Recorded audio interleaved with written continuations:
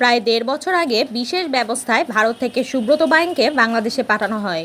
উদ্দেশ্য ছিল টার্গেটেড রাজনৈতিক গুপ্তহত্যার উদ্দেশ্যে ভিন্ন পরিচয়ে যুক্তরাজ্যে পাঠানোর তৈরিও করা হচ্ছিল সেভাবে।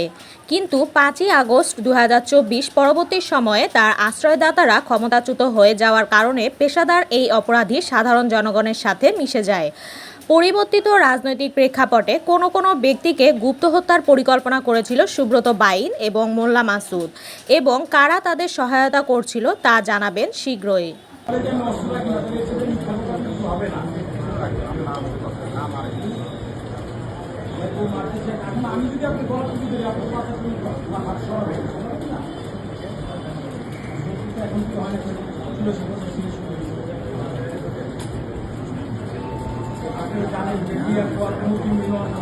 সবাই